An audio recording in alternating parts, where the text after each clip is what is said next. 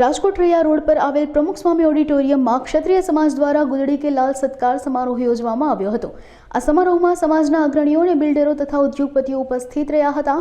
તેમજ સમારોહમાં 250થી વધુ બાળકોને સન્માનિત કરવામાં આવ્યા હતા। તેમજ પ્રાઇવેટ શાળા અને સરકારી શાળામાં ભણવાથી કાંઈ ફેર નથી પડતો તેનું એક સારું ઉદાહરણ ભવિષ્યમાં બને તે માટે બાળકોને પ્રોત્સાહિત કરવામાં આવ્યા હતા। બાળકો અને માતા પિતા બંનેનો ઉત્સાહ વધે તે માટે આ કાર્યક્રમ દર વર્ષે યોજવામાં આવે છે। લગભગ છેલ્લા 7 વર્ષથી આ કાર્યક્રમ યોજવામાં આવી રહ્યો છે।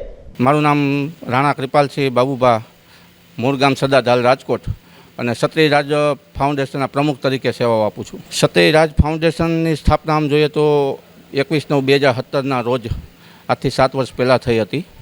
કાર્યક્રમ 1 by 1 આજ આ 7મો કાર્યક્રમ છે। આ કાર્યક્રમની અંદર દરેક વિદ્યાર્થીઓ જે સરકારી શાળામાં ભણતા હોય માત્ર ને માત્ર, એટલે એ લોકોને અમે સ્કૂલે જઈ અને માહિતી તમામ વિદ્યાર્થીઓને એકઠી કરી છે અને દરેક વિદ્યાર્થીઓને હોલ સુધી લઈ આવી અને પ્રોત્સાહિત કરી છે। પ્રોત્સાહિતમાં વર્ષ દરમિયાન એ વિદ્યાર્થીઓને વસ્તુઓ ઉપયોગી થાય એવી સ્ટેશનરી, સ્કૂલ બુક, ચોપડા વગેરે વિદ્યાર્થીઓને અમે સંસ્થા દ્વારા પૂરી પાડીએ છીએ દાતાના સહયોગથી। આ વખતે 200થી 50થી વધુ બાળકોને અમે સર્વે કર્યો અને 250થી વધુ બાળકોનું સન્માન, A ગ્રેડ, B ગ્રેડ આવેલા હોય એનું સ્ટેજ ઉપર સન્માન કરીએ છીએ અને દરેક વિદ્યાર્થીઓને અમે કીટ આપી છીએ। ક્ષત્રિય રાજ ફાઉન્ડેશનમાં અમે 5 ભાઈઓની એક કમિટી છે અને એ ટ્રસ્ટીઓ છે। તે સિવાયના અમારા 30 ભાઈઓ જે સંકલન સમિતિ છે એ ભાઈઓ સમયનું દાન આપે છે અને અમે 5 ભાઈઓ પણ બધા સાથે મળીને 35 ભાઈઓની એક ટીમ છે। એ સતત છેલ્લા 2 મહિનાથી કામ કરે છે અને એક આ કાર્યક્રમને આખરી ઓપ આપ્યો છે। આમ ગણો તો અત્યારે આ જમાનામાં ને એક દેખાદેખીનું આખું થઈ ગયું છે કે મારો દીકરો આ સ્કૂલમાં ભણે છે, આટલી ફી છે, ફીના ધોરણ ઉપર આ વ્યક્તિઓ બધા લોકો એક દેખાદેખી માટે ભણાવે છે। બાકી સરકારી સ્કૂલમાં જે શિક્ષણ મળે છે એવું પ્રાઇવેટમાં મળતું નથી। સરકારી શાળામાં વેલ ટ્રેડ શિક્ષકો હોય છે, PTC કરેલું હોય છે અને ખૂબ સારું એજ્યુકેશન આપે છે। એટલે મારો અનુરોધ છે કે દરેક વિદ્યાર્થીઓને, વાલીઓએ એને સરકારી શાળામાં જ ભણાવવા જોઈએ। સરકારી શાળામાં ભણેલ બાળક જ આગળ જતું હોય છે, તમે જોઈ લો મોટાભાગના કિસ્સાઓમાં।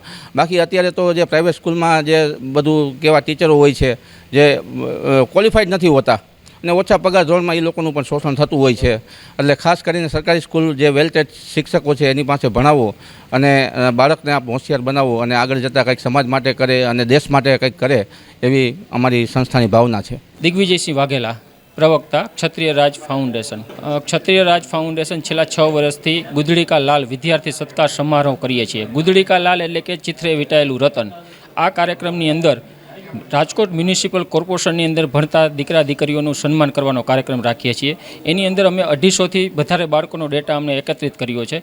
આ બાળકોને અમે પ્રોત્સાહન સ્વરૂપે શૈક્ષણિક કીટ આપીએ છીએ। એની અંદર 10 ફૂલ સ્કેપના ચોપડા, લંચ બોક્સ, વોટર બેગ, પછી આપણે એની જે પ્રમાણપત્ર જે સારા માર્ક્સ મળ્યા છે એને વિદ્યાર્થીઓને અલગ તારવી અને એમને પ્રમાણપત્ર આપી અને સન્માનિત કરીએ છીએ।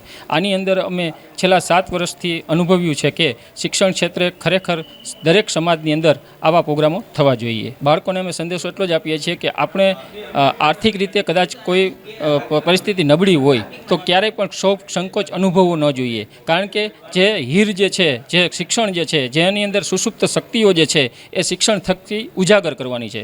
ત્યારે દરેક સમાજની અંદર, એમાં ક્ષત્રિય સમાજની અંદર પણ અમારા બાળકો જે છે એ અમારે દરેક વખતે હાજર રહે છે અને અમને ખૂબ પ્રેરણા મળે છે।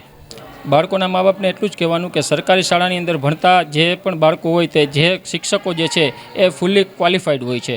તેઓ એક ટ્રેનિંગ સાથે ત્યાં અભ્યાસની અંદર કરાવી રહ્યા હોય છે। ત્યારે સરકારી શાળામાં ભણવું એ કંઈક કોઈ ક્ષોભ સંકોચની બાબત નથી। દરેક વાલીએ, મા બાપે સરકારી શાળાની અંદર ભણાવવા માટે એમને પ્રેરણા આપવી જોઈએ। બાળકોને જે પણ સુવિધાઓ મળે છે, અદ્યતન અને સારામાં સારી સુવિધા મળે છે, તો શું પ્રાઇવેટ અને સરકારી વચ્ચેની એક જે ભેદરેખા છે એને દૂર કરી અને સરકારી શાળાની અંદર પણ કલેક્ટરથી માંડી અને IPS કક્ષાના આપણે જ્વલંત ઉદાહરણો પણ જોઈ શકીએ છીએ વર્તમાન સમયની અંદર।